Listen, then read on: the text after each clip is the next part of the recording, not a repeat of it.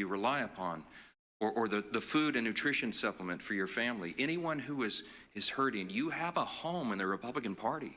You have people here who are elected by their constituents to come and do their job, and they do it. They're voting to support you, to make these programs available, to ensure that the people in need have them.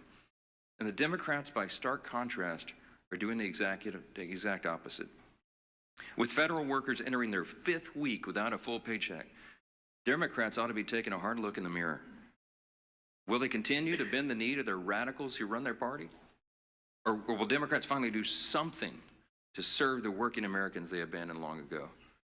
If we said here all along and every day, we come in and tell you the same thing. Democrats made the deliberate choice to shut down the government, and only Democrats can put an end to this madness by making the deliberate choice now to reopen the government.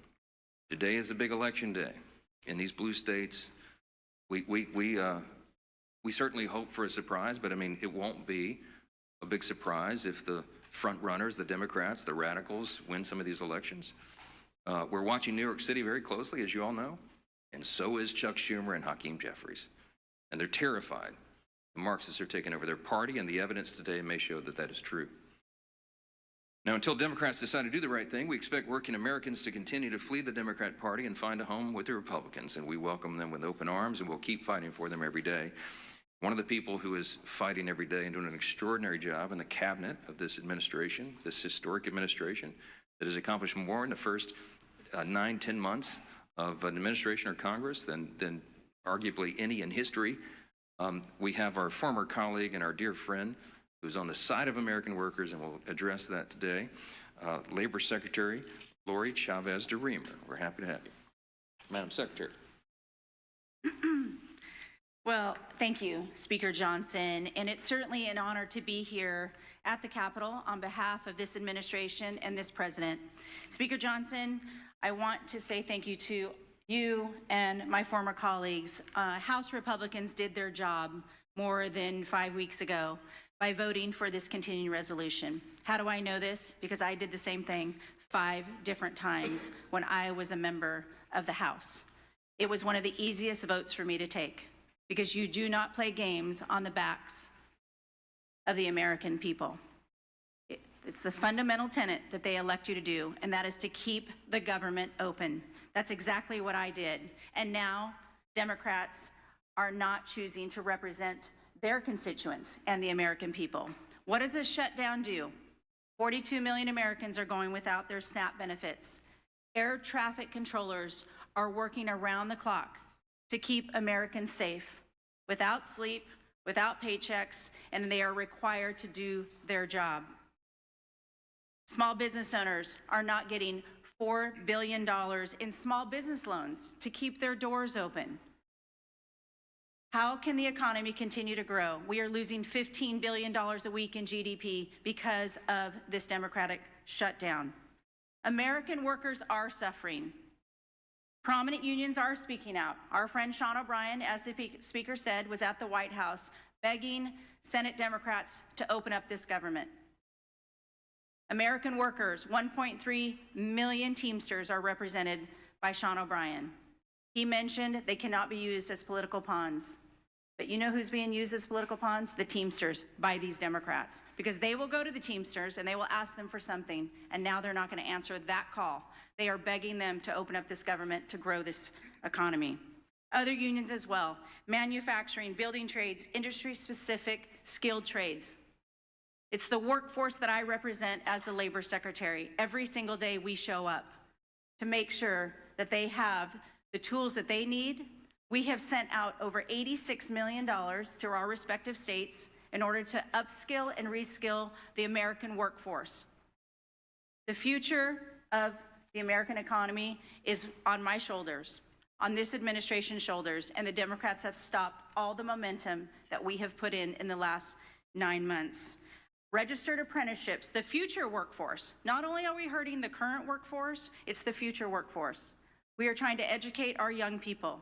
We're trying to register 1 million active apprentices across this country. We had almost 250,000 registered, and now that has come to a screeching halt. We're trying to educate our young Americans on AI. pilot approaches for workforce challenges in AI, the uncertainty. American workers deserve to know that they are going to have a job in this country, and the Democrats have chosen to play those political games. But many of our efforts have been stopped. 13 times they had an opportunity to say yes, just like I did, just like my colleagues have done. Enough is enough. President Trump has done his job.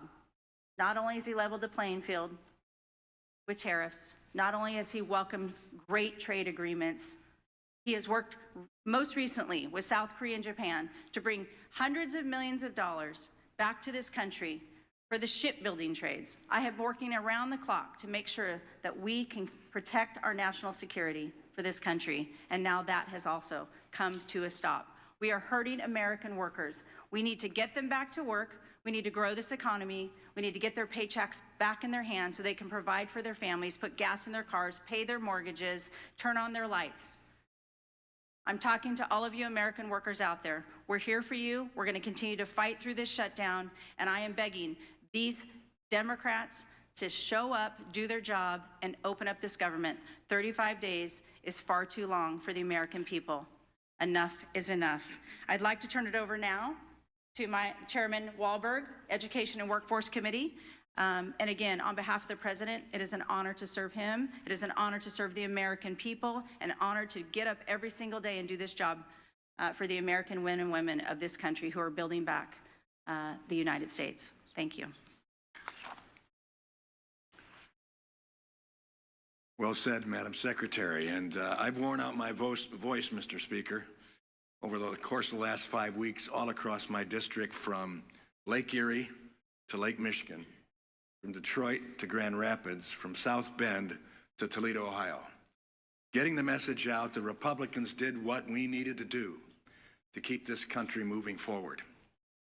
We were willing to negotiate on everything and anything, but do it in a way that doesn't have a punitive impact upon the citizens we are so privileged to serve. And Madam Secretary, we're looking forward to Workforce Pell being initiated and getting more people trained for the workforce for the jobs that we need. And this stutter that's gone on now for 35 days doesn't help us get it up and running well as a result of the One Big Beautiful Bill and what we've done there and many other things for education and the workforce. It's now been over a month since Democrats shut down the government, and the American people are feeling the impacts. Workers and families don't know when they'll receive their next paycheck. Service members and men and women who keep us safe may not be able to feed their families. Air traffic controllers are working double shifts along with TSA that I greeted last night and thanked for working without a paycheck in sight. These are proud Americans who are working hard to keep our communities running, and the Democrats are making sure they won't get paid. The Democrats are making sure they won't get paid. Did I make that clear? We've tried to do that all across the media networks in Michigan. I think it's working. Similarly, businesses across the country are facing mounting uncertainty. Groups like the Job Creators Network and National Restaurant Association are raising the alarm about millions of workers and businesses at risk of closing because of the shutdown. And according to the American Hotel and Lodging Association, the economy loses $31 million per day from lost hotel revenues.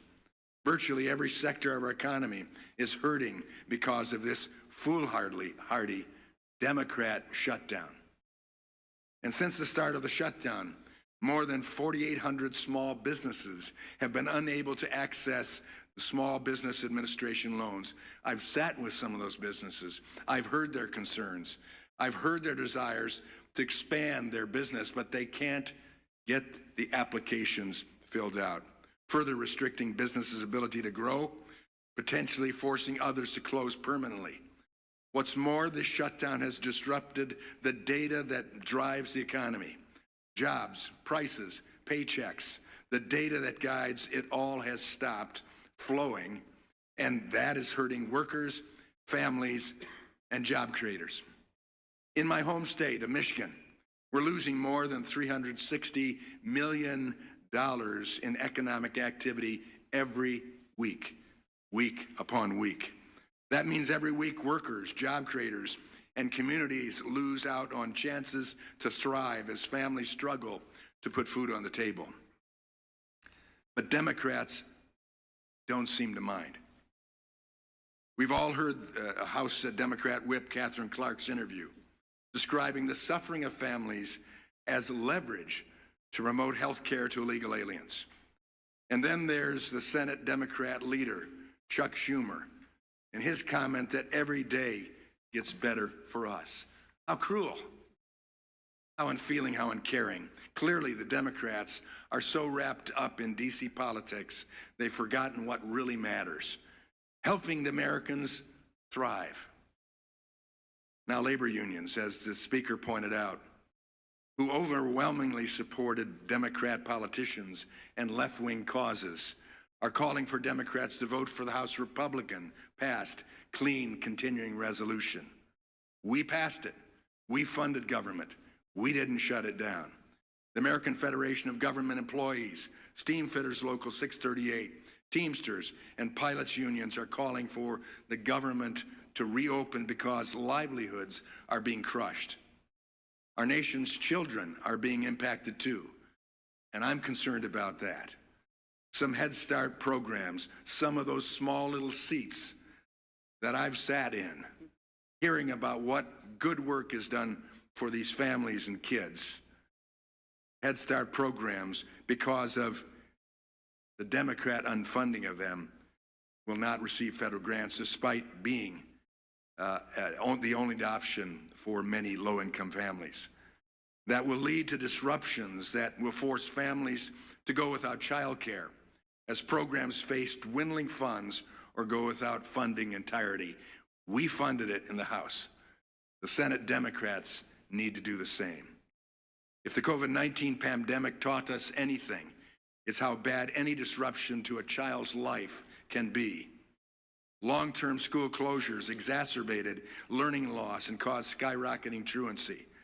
How long do the Democrats need to keep our government shut down before they see the real harm they're doing to Americans' children? The Democrat government shutdown has gone on far, far too long. And the longer it lasts, the worse things get for the American people. This is the first time in history, if you might be reminded, the first time in history a political party has shut down the government over a clean CR. The Democrat petty partisanship is hurting workers and families across the country. The shutdown is also showing Americans just how far the Democrats will go to promote their out-of-touch agenda, even if it means holding the American people hostage for more than a month. America's workers, families, unions, and job creators have all spoken. Chuck Schumer, pass the clean CR and reopen the government immediately. I hope the Democrats are listening, at least 5 of them. Republicans have listened and voted to fully fund the government, coming on 15 times as of today. It's time for 5 more Democrats, including my 2 members from Michigan, to vote the same way. For the children, as Nancy Pelosi has famously said. Do it for the children.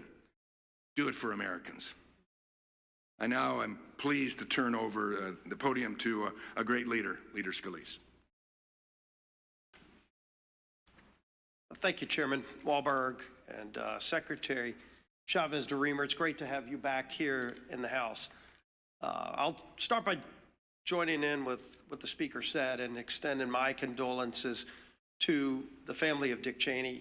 Of course, served 8 years as President George Walker Bush's vice president, served in so many other important roles in government, started as a member of this House of Representatives, and lived an incredible life. And we mourn his passing and extend our prayers to the Cheney family. As we look at potentially another vote today in the Senate to try to have a breakthrough to open up the government, let's remember when the Senate votes today, you're not voting on some big, massive omnibus bill, a bill that resolves all of our differences. You know, if you're one of these Democrats, and it only takes 5 to get this government back open, and you're struggling with this decision, do you offend your far left radical base? It's about to elect the new leader of their Democrat Party in Mondami in New York. Or do you stand up for the tens of millions of people around the country who are actually suffering? And if you vote yes today, are you giving anything up? What's in that bill? A clean continuing resolution that violates any of your principles? There's nothing. Again, that bill does not solve our differences. That bill just keeps the lights on. That bill just allows federal workers to get paid for the work that they're doing. Those that have to show up and work and keep our airports open. The air traffic controllers who are working under high, incredible stress in a normal time so that planes can land and take off safely with 150 plus people on each one of those planes without worrying about the stress that as soon as they get off the job, they've got to go do a second shift as an Uber driver because they can't put food on the table because Democrats shut down the government.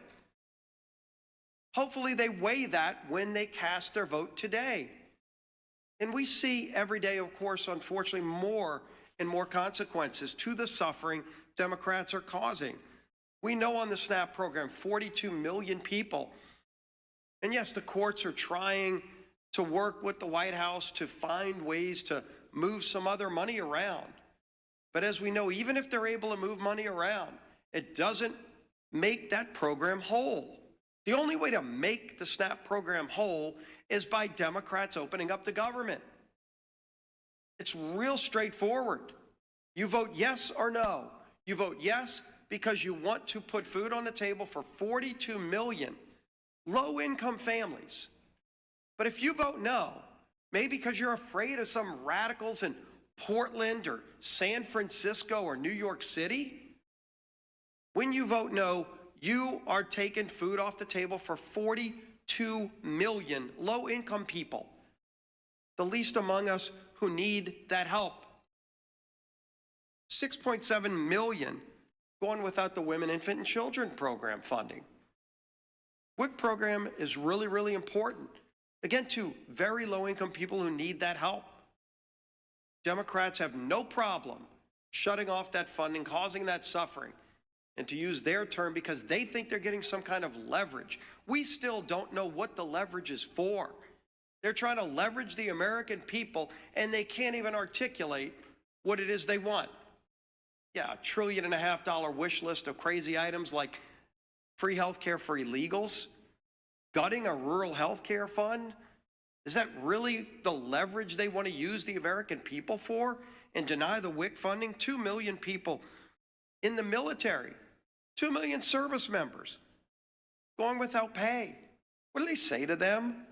Oh, gee whiz, they were so afraid of Mondami in New York that they couldn't vote to pay our men and women in uniform who are keeping our country safe, risking their lives, while their families are wondering if they're going to be able to put food on the table. What a profiling courage.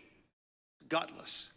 700,000 federal employees without pay. 670,000 federal workers furloughed. 5.9 million households at risk of losing their home heating services under the HEAP program. You know, we had Secretary Chavez-DeRemer talk about opportunities for young people that just want to learn through apprentice programs to get their start in life so that they can go and get a skill, a trade, maybe start their own small business. That's not going to happen while the government's shut down. And if those Democrats vote no again today, ask them to articulate why. What's their answer to those young people? Some 19, 18-year-old kid who just wants to go learn electrical skills, but won't be able to because, why? Because Democrats want to use him as leverage in some game that they can't even explain. And then, of course, we all know all the different groups that have come out over and over. They've not said, let's pass some big sweeping omnibus bill. They've just said, pass the clean CR that the House passed over a month ago. The National Air Traffic Controllers Association, American Federation of Government Employees, Teamsters, Coalition of Airline Pilots Association, Airline Pilots Association, NetJets Association of Shared Aircraft Pilots, Southwest Airline Pilots. Additionally, United Airlines, Delta Airlines, American Airlines, Southwest Airlines have all called for the same thing. It's for the Democrats in the Senate to pass the clean CR. The message couldn't be clearer. Their mission can't be more direct. You just show up today and do your job and vote yes. Doesn't solve all of our differences. It just gives us a few more weeks to start negotiating our differences on so many things, but while not holding the American people hostage. End this madness, Democrats. Open up the government. Our whip, Tom Emmer.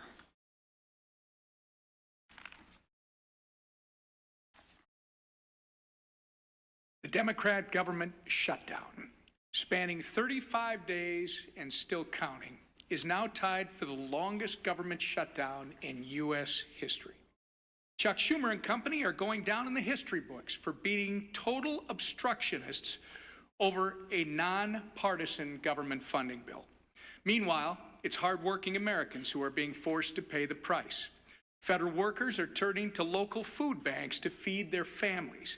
Head Start programs are beginning to close, as Chairman Wahlberg mentioned. Thousands of flights are getting delayed due to staffing shortages. Small businesses that contract with the federal government have already lost an estimated $12 billion. Even unions, as you've heard, which traditionally have favored our colleagues on the other side of the aisle, are begging for them to end their needless shutdown charade. The good news is, I think we've reached the real inflection point. Today is election day in several states, and we're hopeful that after today, the Democrats won't be as concerned about holding the line in order to appease the Kami Mamdani and Omar Fata wing of their party. And maybe, just maybe, at least 5 Senate Democrats will finally come to their senses and join us by passing our clean CR to reopen the government. The ball is in their court. Republicans have done our job. The question is, are Democrats willing to put politics aside long enough to do theirs? I hope the answer is yes, sooner rather than later. The American people deserve better. Chairwoman McLean. And thank you, Chairman Wahlberg and Secretary Chavez-Dreamer. It's good to see you again. Thank you for your words of wisdom. But again, here we are today, and I want to be very clear about the consequences of the Democrats' actions. 42 million Americans will lose their SNAP benefits because they voted to shut the government down. Air traffic controllers, TSA agents, and federal law enforcement officers are working without pay because they voted to shut the government down. Democrats have weakened our military, threatened families, and held hard-working Americans hostage. Why? All because they voted to shut the government down. And why did they inflict this pain? Because Democrats wanted leverage. Leverage to appease their radical base with more wasteful spending. And don't take my word for it. They've admitted this countless times. They're not even ashamed of this. And today we'll prove it again when the largest federal workers union called on Democrats to end the shutdown. What Democrats do? They still voted no.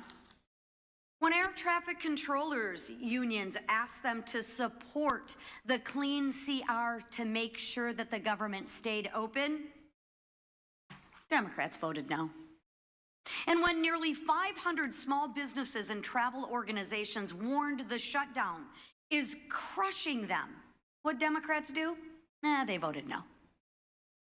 But the socialist wing of their party wants government-run health care, taxpayer-funded benefits for more illegals, and another $1.5 trillion in wasteful spending. That's what your Democrats want.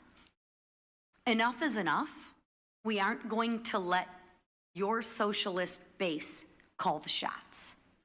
To every Democrat watching, hear me when I say this. It is time to stop holding the American people hostage. Just because you are being held hostage by your socialist base. End the shutdown, end the pain and suffering for the American people of which you represent, and end it now, please. All right, thanks again, Mr. Chairman, Madam Secretary. I know you all are busy. We're glad you're here and grateful to have you. Let's take some questions. Front row, front row. There's been reports of bipartisan talks from senators to reopen the government, to move forward on ACA votes. Are you or other top House GOP members in the loop of these conversations? Are you present in these meetings? No, not present in the meetings. I know about as much about it as you do. I know there are, we hope, we pray, a handful of moderate and centrist Democrats left among the Democrats in the Senate, where the whole country is counting upon them. I have said here, I do not expect that Chuck Schumer or Hakeem Jeffries will ever vote to reopen the government. I don't think that they're willing to face the wrath of the leftist base. They see what's happening in New York City and in their state of New York, and they're terrified by that. I mean, we've made that very clear, and I think the evidence speaks for itself. So we're going above the heads of the so-called leadership, and we are appealing to the consciences of a handful of people in the Senate who want to do the right thing and just stop the pain for the American people. And we pray that today is that day. Maybe tying for the longest shutdown in history is something that they can claim as some sort of success. But it's sickening. It's sickening to see a political game being played. We're not playing a game here. We never were. Back on September 19th, to remind you all again, we passed a clean, nonpartisan CR that's 24 pages in length, had not a single Republican priority on it. Why? Because we did it in good faith, because we didn't want this eventuality to occur. We knew it would be too painful for the people, and that's why we've always done the right thing, as everyone has said over and over. Now they won't, and we all know why. Yes, sir. No.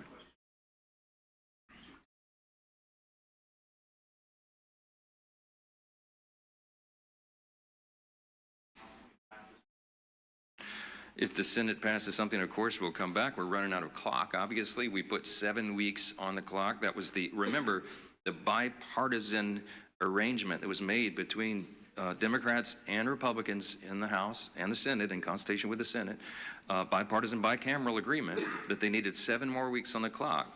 Because once we got to the end of the fiscal year, September 30th, there would be that much more time needed, they estimated, to finish the government funding appropriations process. The Democrats have played games, and we've lost so many of those days now. So if they extend it, obviously that logically makes sense to us. I am not a fan of extending it to December because, let's be frank, a lot of people around here have PTSD about Christmas omnibus spending bills. We don't want to do that. It gets too close, and we don't want to have that risk. Well, we're not doing that. We're not doing that. But too many people have concern.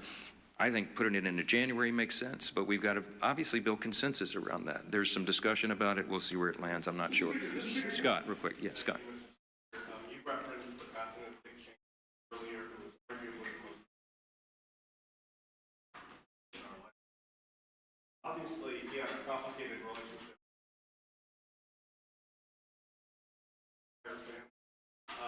But you served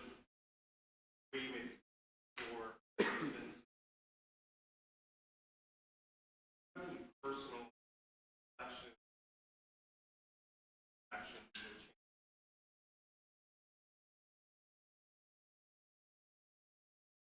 Are there any plans?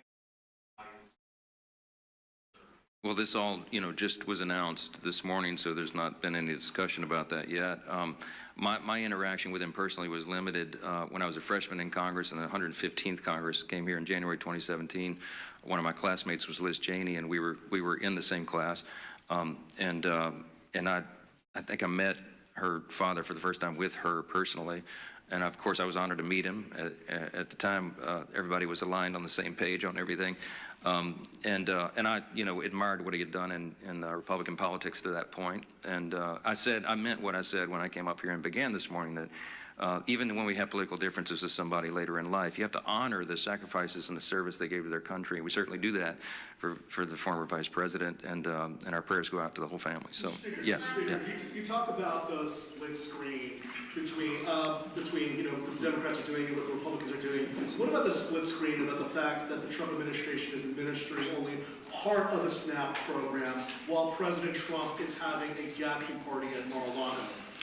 I reject the premise of the question. Let me talk about SNAP. Okay. By the way, the president had an annual Halloween theme party every year at Mar-a-Lago. That's what he went back to as obligatory tradition. And I just discount what you're trying to do there. The SNAP benefit is a very important question. The White House has bent over backwards, as we've recounted here every morning, to make sure that Americans' pain is mitigated as much as possible, reduced as much as possible. So we got the troops paid. They made creative solutions for that. The WIC funding for women, infants, and children. And SNAP came to a legal crossroads because the legal analysis said that you could not use the contingency fund if the underlying fund was not flowing. I've explained that into detail here multiple times. Two courts disagreed. So what did the president do? In good faith, showing again that he's willing to bend over backwards to help the American people when Democrats are not, he went to the court and said, fine, show me how to do it, because we don't see the path. And so the courts have ordered that. They filed a brief yesterday, or some response yesterday in the court, that they'll give as much as is there. Remember, the contingency fund only has roughly $5 billion, and it costs roughly $9 billion for a month of SNAP benefits. So I think the arrangement is they're going to give half, at least half, to everyone. But here's the problem: it's very complex, is that it's administered through the states, and you have to recalculate all the allocations and how the checks go out. It's not, you can't just flip a switch and do that. It's a lot of work that goes into it. So I can tell you that the president is dialed in on this. The president is trying to protect and cover the American people, as he always does. The president is trying to get the government open again. And the Republicans have voted 14 times to do it, and the Democrats have voted 14 times not to do it, to keep the government closed. That's the story. And I don't know why there's any confusion about this at all. They're going to do it again today. My prediction is the Democrats are going to vote for the 15th time to shut their government down, and they're going to look down their noses at the people who are struggling, who are suffering, can't put food on the table, who can't pay their bills because they're playing games over here. It is absolutely unforgivable in my view. And I wish more of you would give them a tougher time. Yes, last one. A question for the Secretary, if I may. I'm just curious if you can kind of tell us what we know about how the shutdown has impacted the labor market. Obviously, with Bureau of Labor Statistics folks being furloughed, I'm curious what we do know so far about how this has impacted the job market, and if we will really be able to get a full picture, or if we will it take the shutdown ending for us to be able to get a full picture? Yeah, thank you for the question on the Labor Department and specifically BLS, the labor statistics, how important those data points are in order for the markets, in order for employers to understand what the workforce is needed. We are not able to release a lot of those reports because we have those furloughed employees. So once the government is open, we will get right back to work in releasing that. We released one report earlier this month because that was required by law. And the CPI, in order to talk about Social Security checks for 2026, that had to be calculated. So we brought some workers back for that, but we will not be able to release the other data points. As far as the Department of Labor goes, as was mentioned, when we're talking about the SNAP program, one of the other programs that we're definitely concerned about, and we've sent letters out to all 50 states, is unemployment insurance. As delivered by those states, that will be the next thing that we have to be concerned about. If people stop receiving their unemployment insurance, will be another detrimental fact to the American workforce. So that is what we're focused on now. We need this government open. We need to get back to work for the American people. The American workers deserve to know where their next paycheck is coming from, and the American economy deserves the American workers there. So yes, this is impacting the labor force. I would imagine we're going to see more and more things every single day that this government is shut down. It is going to affect the American economy. And so we're working hard at the Labor Department to make sure that we can keep everything running that we can. But right now at this point, we're working off the back heels of us, and we have to do everything we can. So it's important to get as many statistics out as we can, but we haven't been able to do so. So we're working hard for the American people. We need this government open to do so and to continue. Thank you. Real quick, do you support ICE raids in districts like Speaker Johnson's district, Republicans up here on state, agriculture, hospitality? Well, one of the things we focus on is all of the programs in order to support the American people. Certainly, the president has been clear. We secured that border. We're going to continue to work on behalf of this administration to focus on the American people, American first policies, and the American workforce. Thank you. What about LSD? Thank you. Voilà, madame, monsieur, c'était un long point de presse de l'équipe républicaine qui t'a expliqué encore position yo, situation, comment que lié, comment que yo well yo même, et côté que yo pointé doigt yo encore sous équipe démocrate là yo dit qui responsable situation que population américaine a vivre là entre-temps avec la journée électorale ça. Nous attendons chef parti républicain au niveau chambre députés qui croit que c'est extrémiste et démocrate qui ont même en passe pour remporter l'élection. Il a parlé de Zoran Mamdani, 3 States, Virginia, New Jersey, ensemble avec New York. Il était espéré que le Parti démocrate là donne une autre réponse, mais il dit pas quoi c'est ça qu'il va faire là, selon toujours chef parti républicain au niveau chambre basse qui parlait également de relations avec Lise Cheney, mais ça c'est une ancienne relation que nous avons dit, puisque pendant que j'étais en congrès à l'année, elle quitté le congrès, eh bien, c'est pas républicain ça qui défend quant à l'attaque qu'il a subi devant le pouvoir en place là. Red Branch et puis Stars Radio et Télévision avait rappelé que l'équipe nationale a tombé 1-4 dans le cadre de la première sortie devant l'équipe égyptienne. Donc c'est Pierre qui inscrit pour l'équipe haïtienne et puis l'équipe égyptienne a marqué 4 goals, il bat la sélection nationale dans la première sortie dans le cadre de Coupe du Monde. Moins de 17 ans ou sous Stars Radio et Télévision.